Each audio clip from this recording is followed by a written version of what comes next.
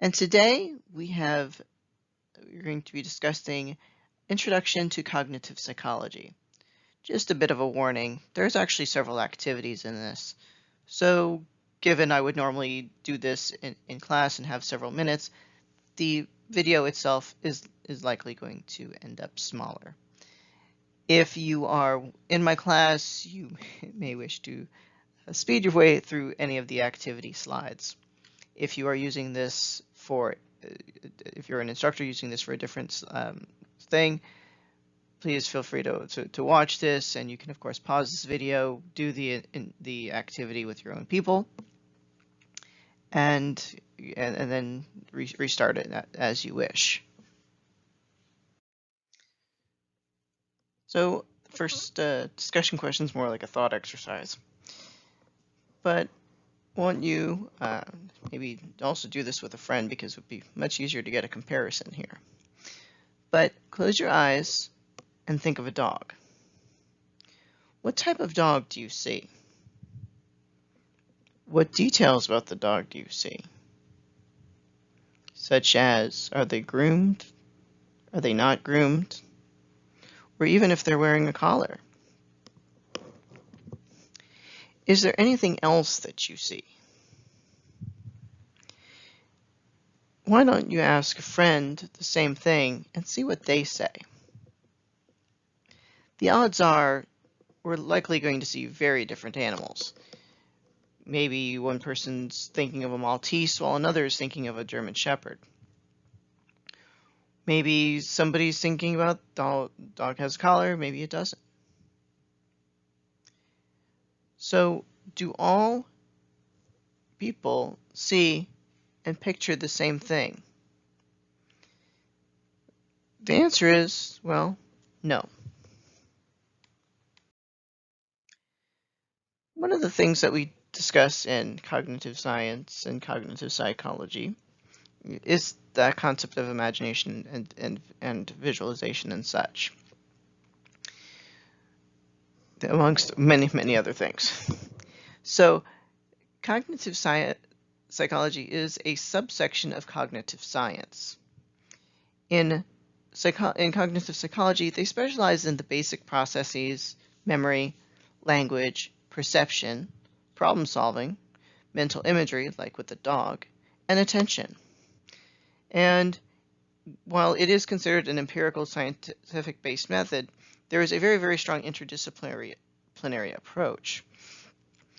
And when you look at all of these interdisciplinary approaches together, you get cognitive science, which is that approach to studying cognition. It's simply not just psychology. It may include discussions with people who focus and specialize in philosophy, computers, neuroscience, medicine, biologies, linguistics, as well as many other disciplines, including entertainment. Almost any major that you might come up with probably has some way of studying cognition and can be used with cognitive science. These are just simply the most common ones. As I mentioned, that even jokes are a subject of study. So first I'll give you a joke, then I'll give you some information about that. So my psychologist and I were talking about school, and I mentioned the fact I rarely paid attention in class, and I instead just surfed the web or watched Netflix. So what sites do you surf the most? Well, there's a site called Reddit. I see. Have you heard of it? I'm not sure I've read it. Ba-dum-bum. Anyway, so a little bit about what we do know about cognitive science as well as jokes is that different parts of the brain are activated by different jokes.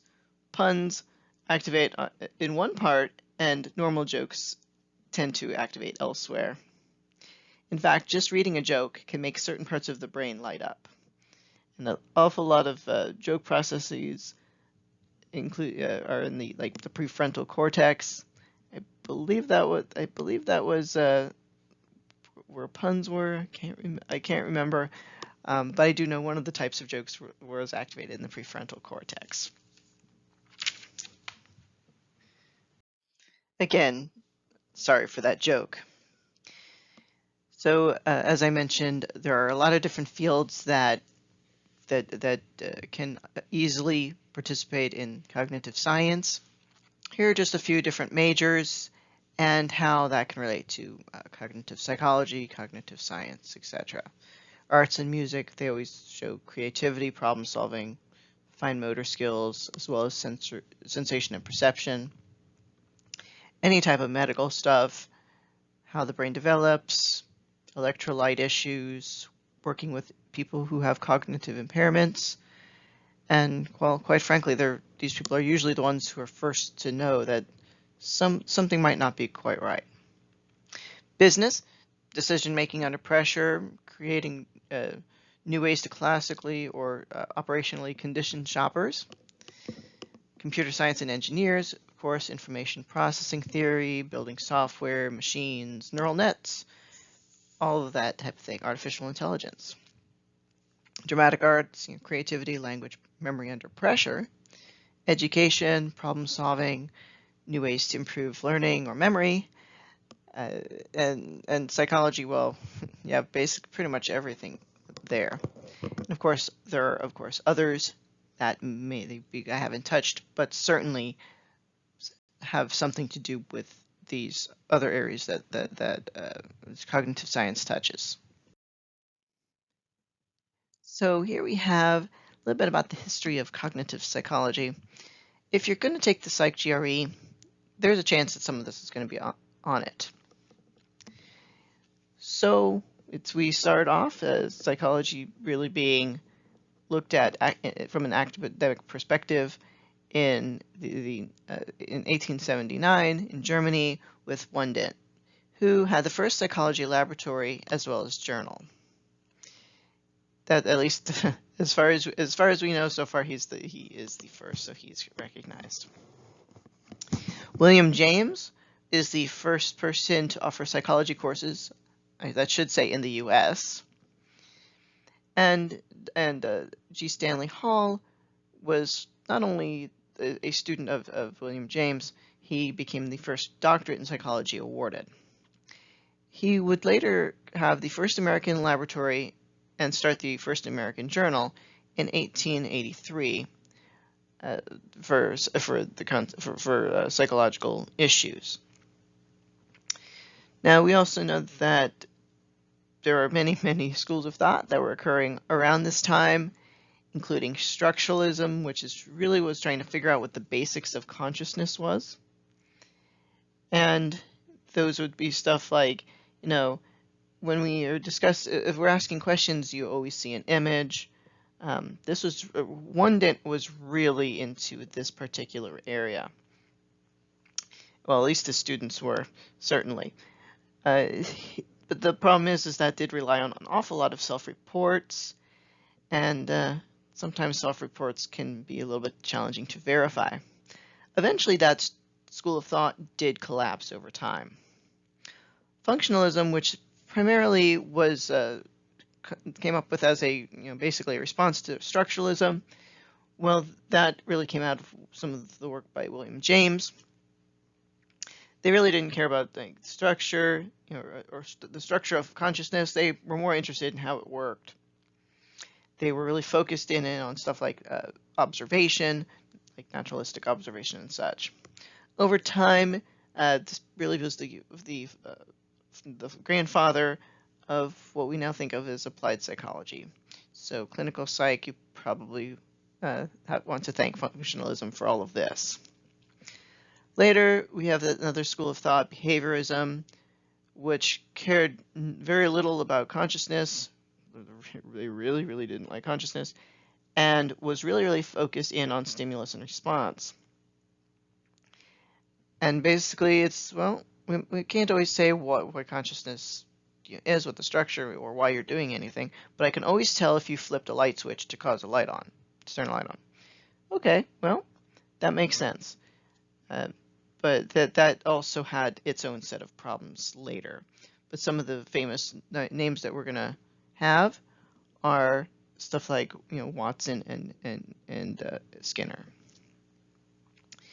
In 1967, we have the Cognitive Revolution, which again is a huge influence and a new change, and it really was shifting more to mental processes that are common to everybody, and that we're really still trying to find out, why things happen, and it's less concerned about just that behavior factor. It's much more in depth, and this was based a little bit on how basically computers functioned and such. We also now come from the revolution. We do have this whole information processing approach, which is a little more theoretical, and but it is something that we are really working on now. So this is another thing that you may want to close your eyes at some point during this to really think about the questions I'm asking. So when people think about 3D objects or places where they've been, how accurate are those representations, those thoughts? If you'd like, you can close your eyes right now and imagine something that's easily accessible, and just take a second and think. Picture it in your mind's eye. And then look at the object in question. Was it accurate? For some people, it very well might be. For other people, maybe it doesn't look very accurate at all. Other questions we could have with these mental representations are, do we even really see those visual images at all? Some people would say they do, some people maybe they don't. Do we even see the same things mentally or in front of us? How do we know that those other people see things the same way that we do? It's really kind of hard to really say. The other thoughts that happen along with cognitive science are just, how do we visualize? How might we remember landmarks?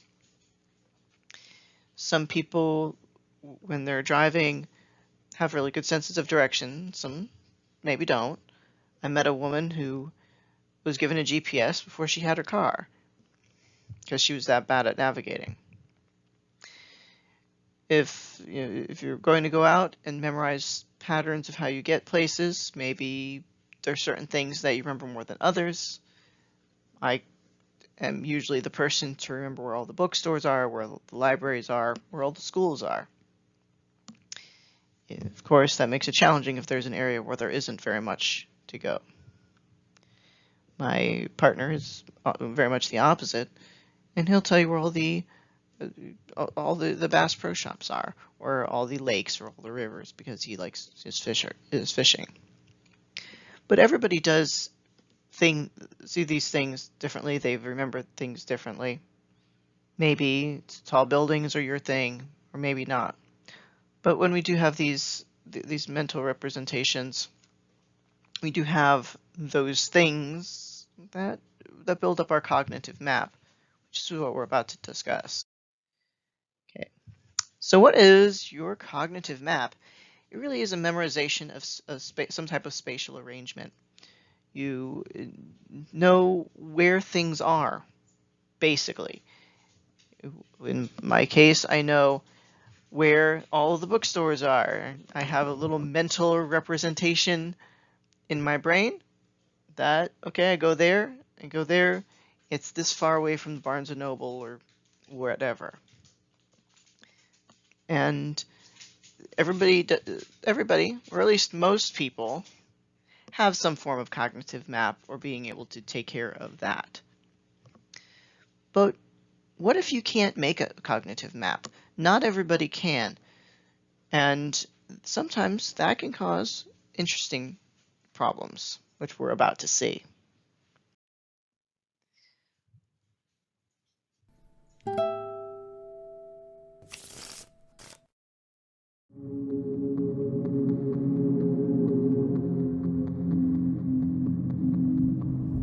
Going straight, I'm going straight.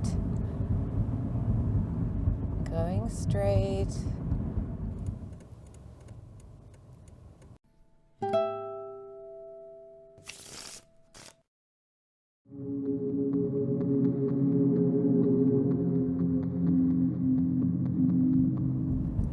going straight, I'm going straight. Going straight.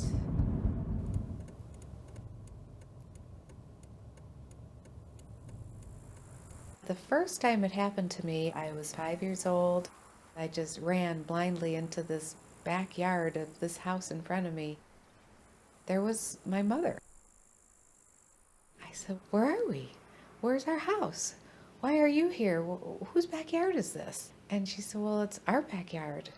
I said, "Well, everything looks different. I don't recognize anything." She put her finger in my face and she said, "Don't ever tell anybody because they'll say you're a witch and they'll burn you."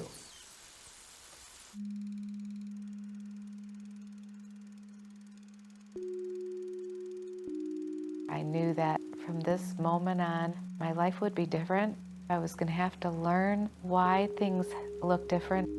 I would have to figure this all out. I have DTD, which stands for Developmental Topographical Disorientation.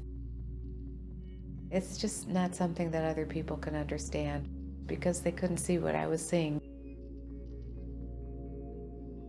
It's almost as if somebody picks up the entire world, turns it, and sets it back down. It's everything. It's the universe has turned. Stay to the right, stay to the right, stay to the right. Going around, going around. Straight streets are fine. Curved streets or angles make it happen. Going around, don't look to the left. I'm okay, I'm okay. It was just an every single day survival story. Going to school, I couldn't tell my friends or my sister who I walked to school with. I followed them. I just continued following them, knowing that they were going to this school that was going to look different. It was so hard to concentrate. I'd sit in class. Instead of paying attention to the teacher, I was trying to absorb these walls. This whole room looks so different. Water brings it on. Lakes, oceans, just bodies of water, small or big. When I'm standing by a pool, if I look into the water, those lines start rippling. Makes me really, really dizzy.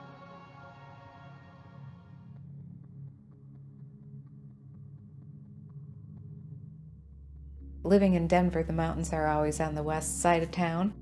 I'll be driving along. Suddenly, there will be the mountains looming on the north end of town.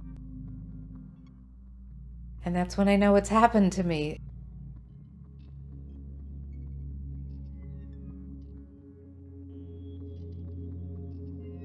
I got married and I didn't tell my husband because I was just as ashamed and embarrassed to tell him that I would have been to tell anybody else. Some of the scarier moments were when my children were lying in their cribs at night, and if they were to shout out in their sleep or cry, I would jump out of bed and go right into a wall. Felt my way around in the dark and had to listen because I didn't know where their bedrooms were. I just had to keep following the sounds of the cries until I found them and could comfort them and get them back to sleep, and then find my way back to my bedroom. I actually just continued keeping it my secret until I was 29. I got to a psychologist that I started seeing, and he did help me with a lot of emotional types of issues that I had for so many years, but he said the basic issue of rotation, I don't feel it's something we can help you with. Several years later, I was watching a TV show about this research at a university in Vancouver. Suddenly the question started to shift to things like, have you ever been someplace that you know should look familiar to you and suddenly it doesn't look familiar? And I was like, oh my gosh, that's me. That's me. I wasn't crazy and it wasn't psychological. Other people out there have exactly the same thing that I do. What I learned to be DTD took place in a small part of the brain that took care of navigation. So that was an interesting situation. I've shown this video to other classes, and people are usually quite amazed at the situation that this woman just went through. This was not a psychological issue, but this was an issue with her neurology. Some people, thought she. One student said something about like her being senile. She's not senile. She's a smart woman. Just part of her brain wasn't functioning 100%.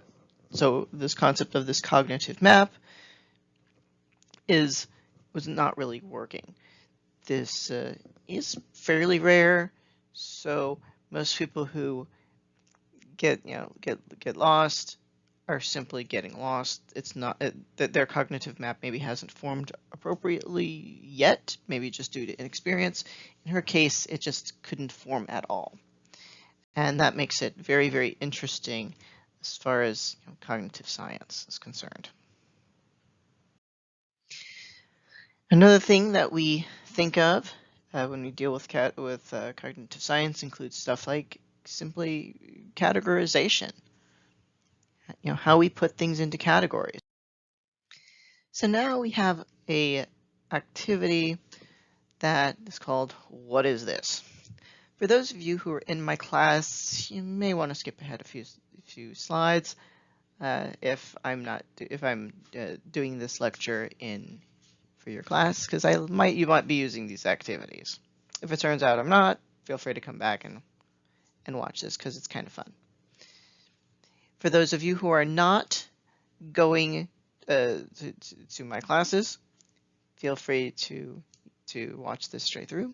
And for those of you who are educators who might want to do this or do something similar, or you even use this lecture in your classes, just make sure you pause to help your students work it out. But this is an activity called "What is this?" First question I have for you guys is, well, what defines a zebra? It's a strange question, but I'll give you a moment to think about that. Usually when people think of a zebra, they're thinking about this black and white striped horse-looking thing. Not excessively tall, not excessively short, just kind of like a horse that happens to be black and white striped. So, what defines a giraffe? Give you a second to think about that.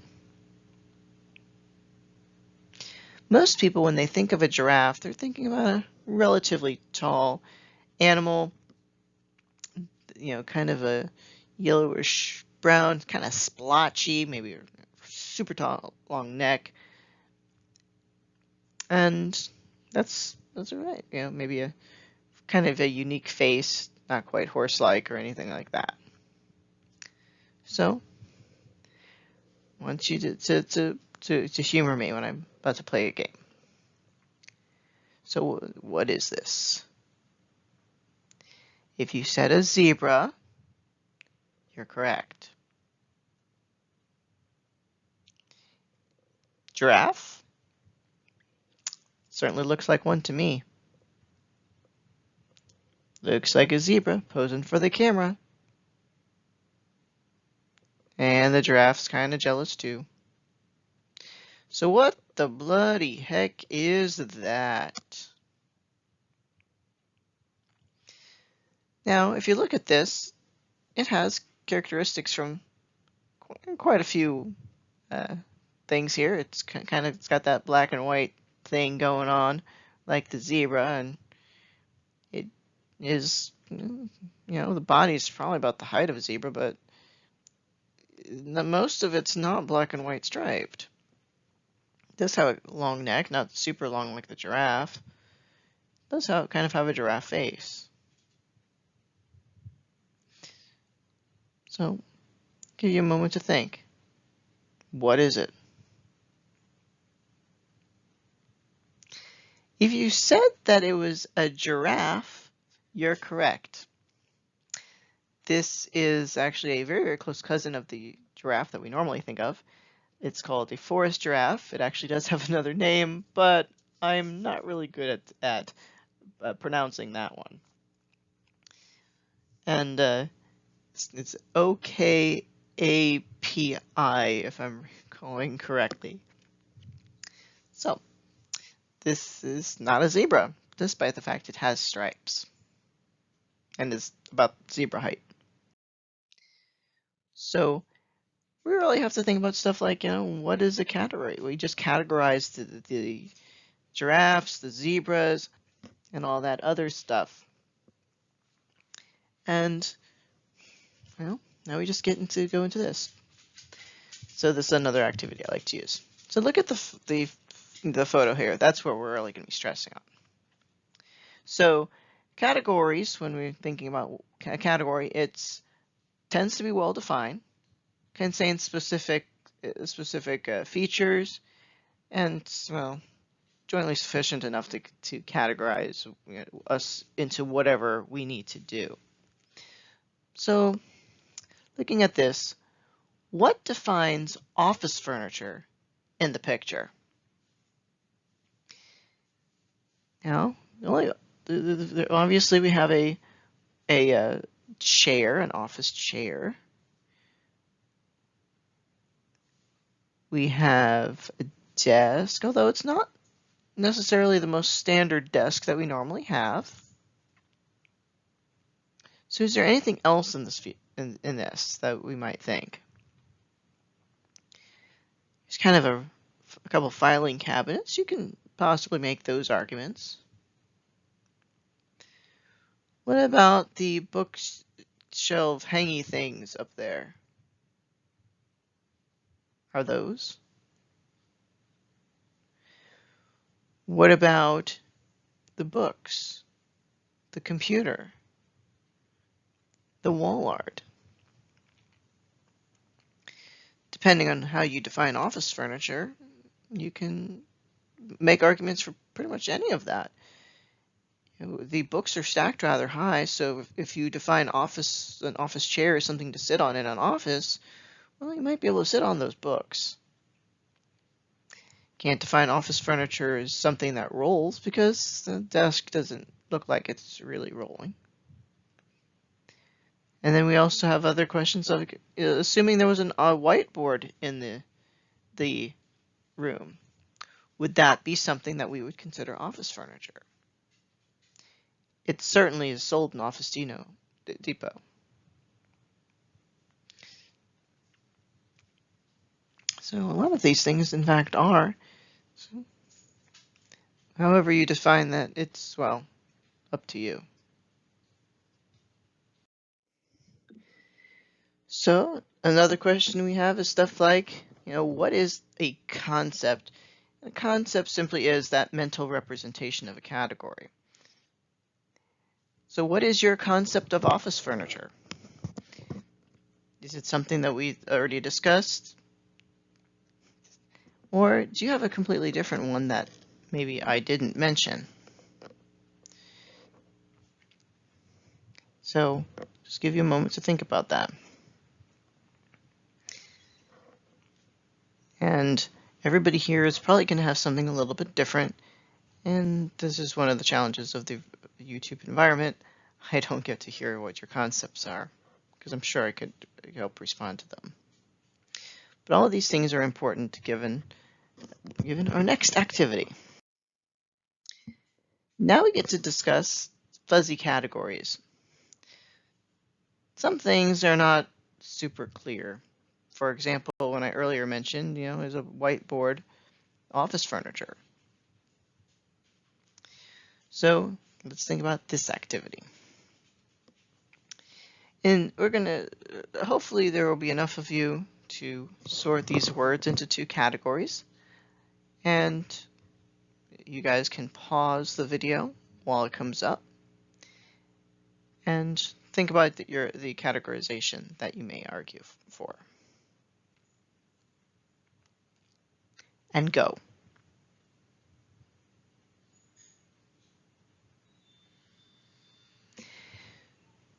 So hopefully you've paused that video and now you're ready to move on.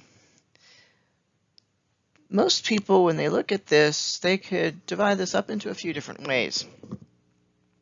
Fruit versus furniture is the most common. However, it's just as easy to divide things up into food versus non-food, edible versus non-edible. And I'm sure there are lots of other things that might work as well. Perhaps things that are alive and things that are not alive. Perhaps. So here's another activity. What is the most typical bird you can think of?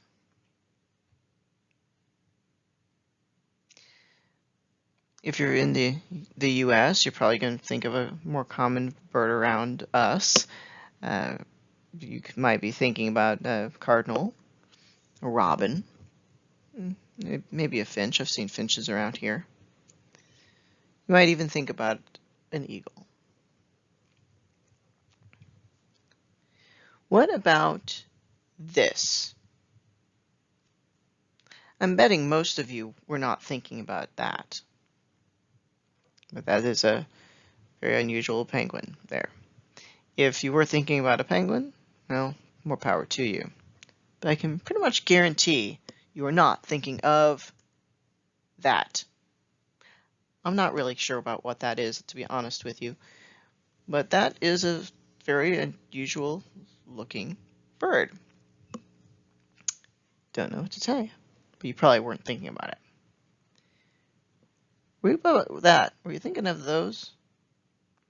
Hopefully not, because actually those aren't birds. However, they do share several features in common with birds.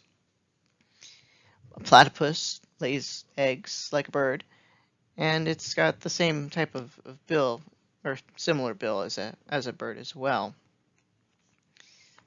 It is a very unusual mammal, but it does have some characteristics.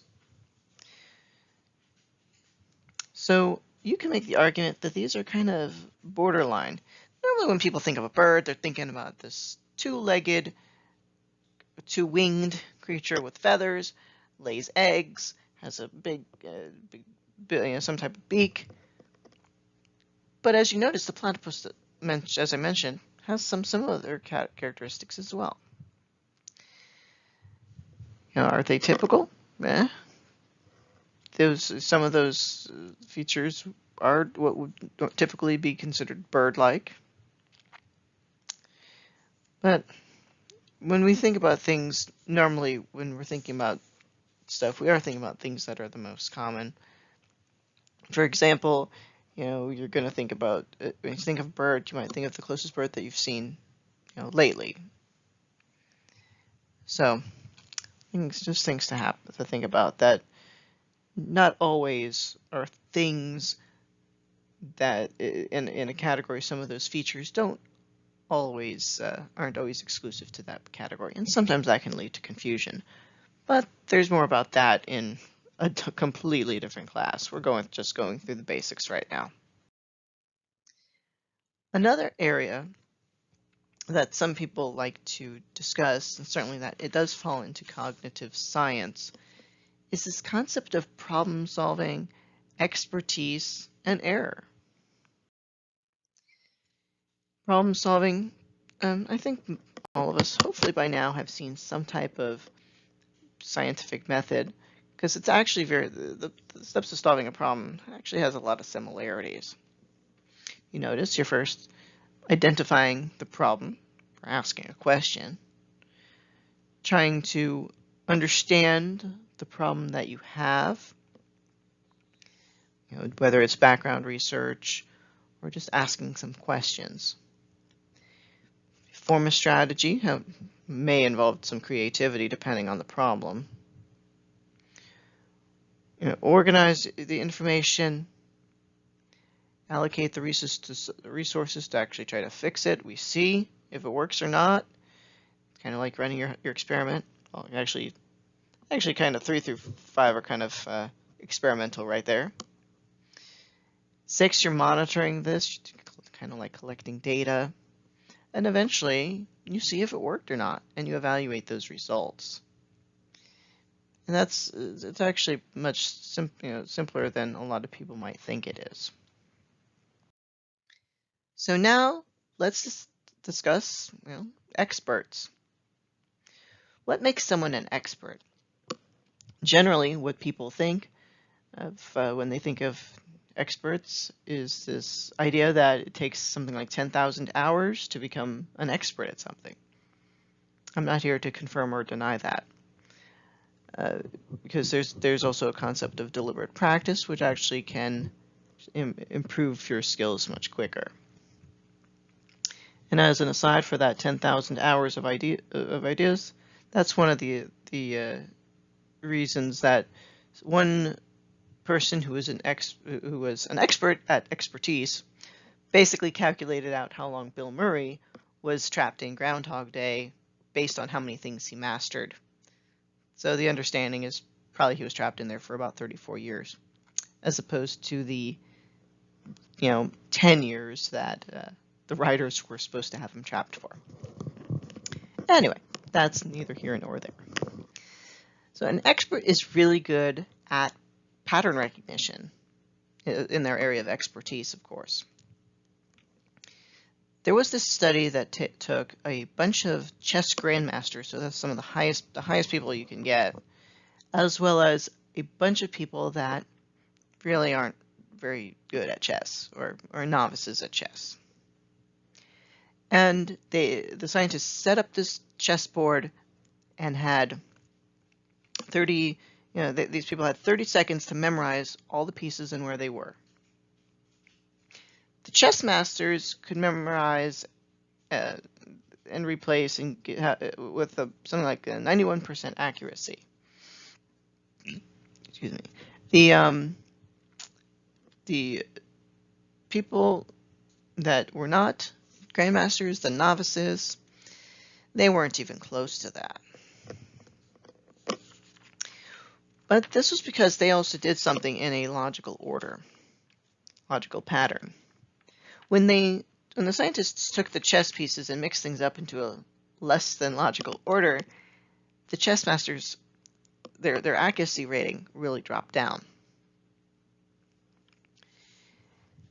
And that's probably because they were memorizing the pattern. That's what made them so good. The novices never had that, of course. And an expert will solve problems a little bit differently than a novice would. A novice might see something that was very challenging and try to work backward to figure out how they got that answer, while the expert already understands, and then they start to work forward from that information. It's easy to understand and simplify a difficult problem as well. So it doesn't mean that they always work forward from the information. Sometimes with a very challenging problem, they're able to break it down some and able to get it out, get it out quicker, just because they understand it and could simplify it in a way that's much easier to work with. An expert is also more likely to be able to quickly generalize a solution to a similar problem that they might have seen in the past, while a novice, of course, doesn't really know. I very much have a theater background, and perhaps something from my past helps me build something new in a little bit different way that maybe a novice wouldn't have thought about. So those are at least some thoughts there about expertise.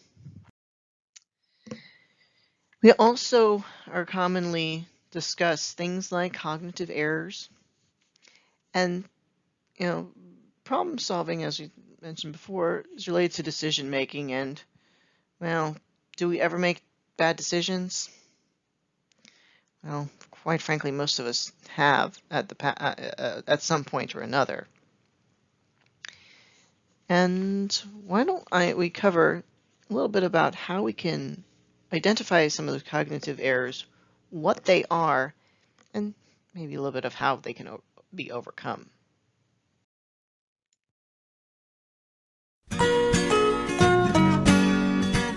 Hey guys, Practical Psychology here, and in this video we're going to be talking about 12 cognitive biases. Most of these were researched by Ismanoff TV, who has some great... Hey guys, Practical Psychology here, and in this video we're going to be talking about 12 cognitive biases. Most of these were researched by Ismanoff TV, who has some great animations on topics like these and other self-development topics, so check them out in the description or on the end screen. Now let's get into it. Number 1 is anchoring bias. We humans usually completely rely on the first information that we receive, no matter how reliable that piece of information is, when we take decisions. The very first information has tremendous effect on our brain. For instance, I want to sell you a car, and you are interested to buy it. Let's say you ask me what the price is, and I tell you $30,000. Now, if you come back a week later and I say I'll sell it to you for $20,000, this seems like a new, very cheap price to you, right? Because your judgment is based on the initial information you got, which was $30,000. You feel like you're getting a great deal. But let's say the first time that you ask me and I say $10,000, and then you come back the next week and I tell you I'm going to sell it to you for $20,000. Now it doesn't look like a very good deal because of the anchoring bias. This is just a very generic use of the anchoring bias, and I don't want a bunch of comments about why a $30,000 car should be sold for $10,000, but another example is trees. What if I asked you if the tallest tree in the world was higher or lower than 1,200 feet? And if so, how tall? The same effect occurs if I asked you to guess out of thin air instead of giving you an anchor of 1,200 feet. The results are crazy. Number 2, availability heuristic bias. People overestimate the importance of information that they have. Let me give you an example here. Some people think that terrorism is the biggest threat to the United States because that's what they see on TV. The news always talks about it, and because of that, it inflates the danger. But if you look at the real perspectives, televisions cause 55 times more deaths than terrorism. Yes, TVs literally fall on people and kill them 55 more times than terrorism. You are more likely to be killed by a cow than a terrorist, according to the Consumer Product Safety Commission.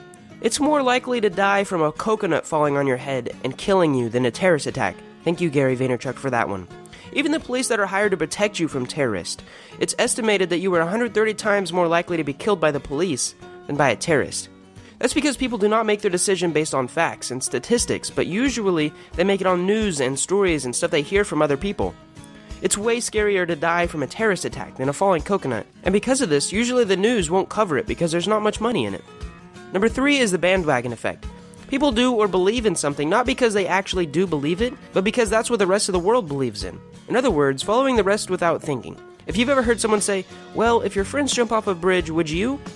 Then that someone is accusing you of the bandwagon effect. It happens a lot with us. I mean, a lot of people vote for a certain candidate in the election because he's the most popular, or because they want to be part of the majority. It happens a lot in the stock market too. If someone starts buying a stock because they think it's going to rise, then a lot of other people are going to start picking the stock as well. It can also happen during meetings. If everyone agrees on something, you are more likely to agree with them on that object.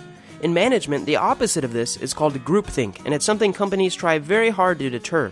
Because if 9 out of 10 people agree on something, but the last person doesn't and won't speak up, it could squelch a great idea. Number 4 is choice supportive bias. So people have the tendency to defend themselves because it was their choice. Just because I made the choice, it must be right. For example, let's say a person buys an Apple product. Let's say it's a MacBook instead of a Windows PC. Well, he's more likely to ignore the downsides or the faults of the Apple computer while pointing out the downsides of the PC. He is more likely to notice the advantages of the Apple computer and not the Windows computer. Why would someone point out that they made a bad decision? Well, let's say you have a dog. You think it's awesome because it's your dog, although it might poop on the floor every now and then. The same goes for political candidates. Not the pooping part, but they both may suck. But one of the lesser of two evils may be more right in your mind because you voted for them. Number 5, confirmation bias. We tend to listen to information that confirms what we already know, or even interpret the information that we receive in a way that confirms the current information that we already have. Let's say that your friend believes that sweets are unhealthy. This is generally a pretty broad belief. He will only focus on the information that confirms what we already know. He is more likely to click on videos that confirm that belief, or read articles that support his argument. He doesn't go through and type, positive health effects of increasing blood glucose levels, or positive effects of eating a bowl of ice cream. No, he will instinctively go to Google and type in, how bad is sugar for you? The confirmation bias is very dangerous in scientific situations, and is actually one of the most widely committed cognitive biases. Number 6, the ostrich bias. This is the decision, or rather subconscious decision, to ignore the negative information. It may also be an indication we only want to consider the positive aspects of something. This goes beyond not only looking for the positive information, but this is when there is negative information and we choose to ignore it as an outlier. Sometimes, even when we have a problem, we try to ignore it thinking it will go away.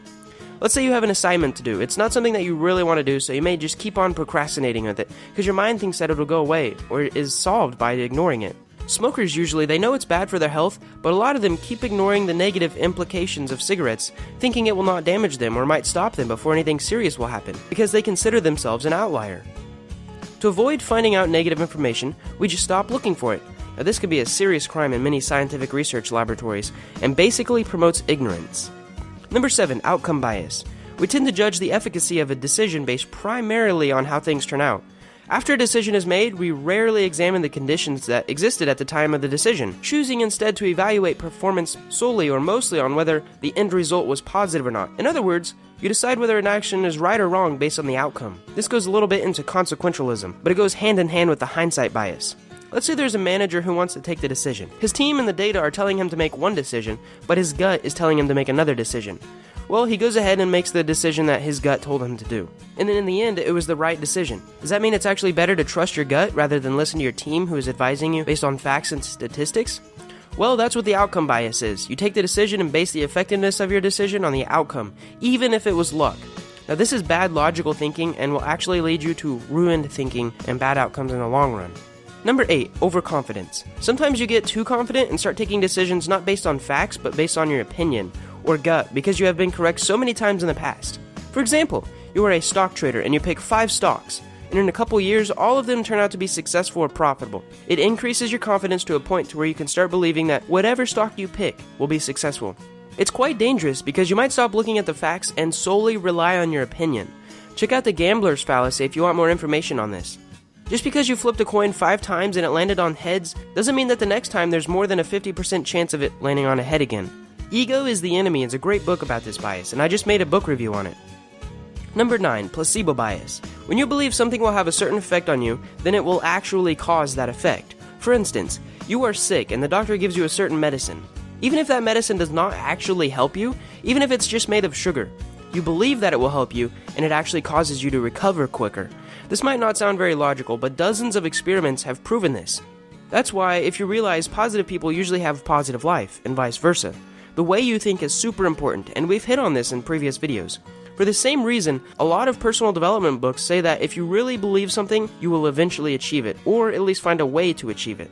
Because the placebo effect will give you the motivation that you need. The mind truly is a powerful thing. And this actually isn't always bad thinking. In fact, you can use the placebo effect in our advantage if we use it wisely. There's actually a reverse of this, and it's called the nocebo, and this is when it is negative. Number 10, survivorship bias. This bias is when you are judging something based on the surviving information. Let me give you an example here. There are a lot of articles titled like, 5 things millionaires do every morning. Does that mean doing those things every morning will make you a millionaire? No, there are tons of people who did them and didn't become a millionaire, but there are also tons of people who did them and did become a millionaire. So these articles are primarily based on the ones who survived and reject all other people who did the same thing but did not become millionaires.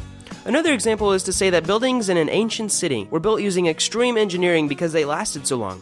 This is a bad conclusion because you aren't considering what ratio of buildings were built to how many that lasted.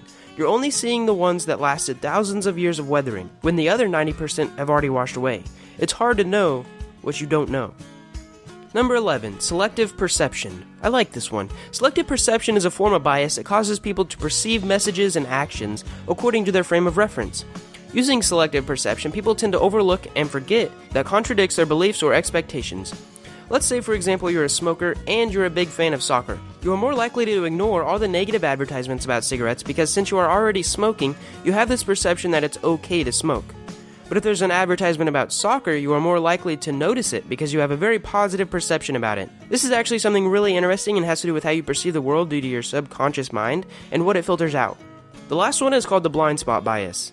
If I asked you how biased you are, you would probably say that you are less biased than the average person, and you are more likely to base your judgment on facts and statistics, and that's what's known as the blind spot bias, or the bias bias. You are biased because you think that you are less biased than everyone else. For example, I gifted something to my teacher, and the next week she gave me a good grade on a test. If you ask her whether she was biased when she gave me that grade, the answer will be that the gift never affected her decision when marking my paper. But if you ask her if other teachers are biased when students give them gifts, she will say yes, in most cases. And that's what the blind spot bias is. I really enjoyed creating this video, but most of the content was curated by my friend Ismanov. He's got a channel similar to mine, and I'd like you to check it out here or in the description. I hope you guys... So that is a pretty good explanation about those 12 different cognitive biases. There are actually some additional ones out there, but this is at the very least a good start. So how many of these did you recognize in yourself or in other people? So here are some discussion questions for you. Did anything about the lady who had issues with directions surprise anybody? Cognitive science as a whole is considered to have many interdisciplinary aspects, including philosophy, linguistics, neuroscience, etc. Consider your own major, if you have one. If you're undecided, just randomly pick a subject. How might this help our understanding of cognitive science? Not necessarily how cognitive science helps your major. It's the opposite way. Had to put in that thing because a lot of people got confused on that one. Some say it takes 10,000 hours to become an expert at something. Why does a therapist plateau after a few years? And sometimes they even actually go backwards. What about deliberate practice? What is the hardest problem you have solved, and how did you solve it? Has there ever been times where you have made a bad decision due to a cognitive error? Maybe some type of confirmation bias? Are these things similar or different to logical facilities? As always, if you have any questions, comment, or whatever you need to do, send me an email, call me, whatever you do. And I'll see you in the next lecture. Bye.